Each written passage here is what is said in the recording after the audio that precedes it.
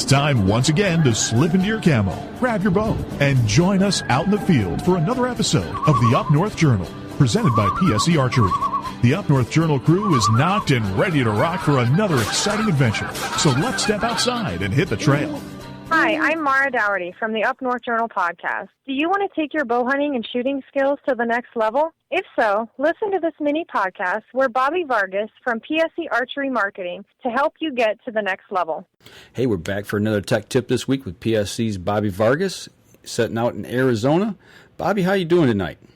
I'm doing all right. We're sitting out in the Arizona heat, but enjoying a little bit of a monsoon going on at this time. Not too bad. Got to have a little water every now and then, right? Yep, and it is very little bit, but we'll take every bit we can get. Hey, well, you know, one thing we can't do, it's hard to shoot our bows if we can't see properly, you know, and I've heard people talking about eye dominance. I know what eye dominance is and how it works, but for somebody out there who might not know, why is it important, and how do they know if they're left or right eye dominant? Yeah, it's super important, and if you've never shot a bow before, make sure you determine your dominant eye before buying a bow. And I've been in the industry for 24 years, and I made that same mistake with my little boy. I bought him his first bow a couple years ago. I got him a PSE mini burner, and I watched him do everything that he was doing. When he played baseball, he swung his bat right-handed. He threw the ball right-handed. He was riding right-handed. So I went and bought him a right-handed bow, and darn it if he wasn't left-eye dominant. And so I found out the hard way at that point. I should have checked him out. And the reason it's so important is, you know, you're just like the term implies, it's your dominant eye. It's your strong eye.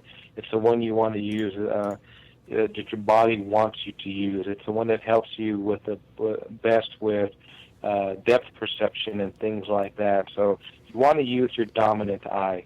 And an easy way to determine what your dominant eye is, it's a pretty cool little trick. I usually recommend having guys putting their hands together out in front of you at arm's length and making a tiny triangle. You can putting your thumbs together at the bottom and bringing your fingers together at the top until you make a tiny triangle with your hands put together.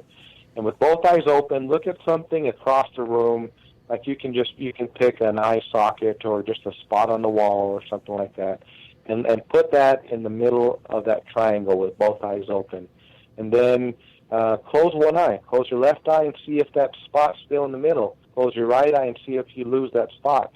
So if you close your left eye and that spot is still in the middle, you're right eye dominant. If you close your right eye and that spot is still in the middle, then you're left eye dominant. But that's a way to determine your eye dominance. So it's super important to do that before you buy your first bow.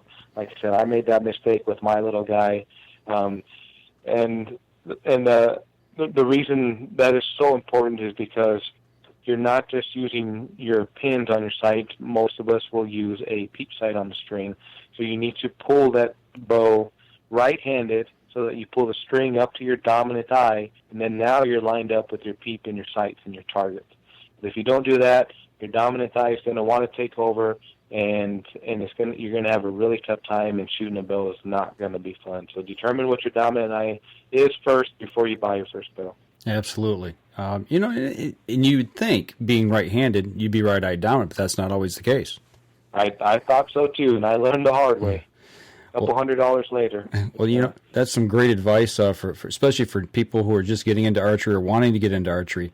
And as always, I believe, don't you guys got a video over on YouTube explaining this? We do. We have multiple videos on our YouTube channel, but we do have a video explaining how to determine your dominant eye.